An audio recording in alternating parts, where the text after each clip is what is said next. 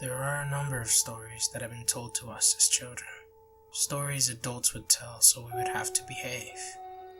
Tales of monsters under our beds waiting for us if we didn't go to sleep, or the boogeyman coming to get us if we were disobedient. But what if I were to tell you a story that even adults are afraid of? There once was a monster who ate voices. He ruled over a forest that was deep and dark. There was something particular about these woods. It had a deafening silence, a silence divided into countless parts, a silence that came from the creatures that had their voices stolen and devoured. The only thing that filled that void of sound was the roar of the monster. Only he was heard. These woods kept growing unnaturally, in a corrupt and sickly way. Where the heart of the forest teemed with life and was prosperous, the outskirts were a different story entirely. The monster rules not only by himself, but uses the same denizens of the forest and bends them to his will using fear, for their voices shall be his if disobeyed. Of course, the monster only took the strong and the agile, those who were powerful enough to be useful, and he promises them great reward, to live in the center where food was abundant, but those that were deemed weak were sent to suffer in the outskirts.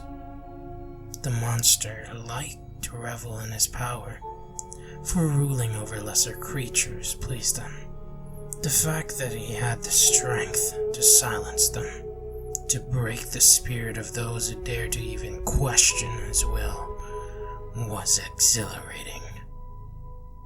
The creatures that were sent to the desolate remains of the outskirts were skinny and thin, where the traces of bone can be seen from their fur and skin.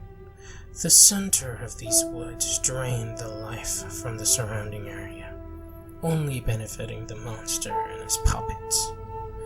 Yet again he stole from the weak, and the hunted could not speak.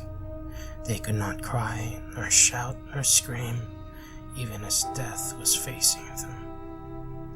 The monster took what fight was left in them, for he was wise in the most sick way possible. This monster is a coward. He knew that if the creatures here knew what power their voices had, if they were one and united, his rule would end. And so he took the voices of each critter and ruled with his oligarchy of twisted beasts. He thought he was clever. He thought he knew better. He thought that he was the puppeteer.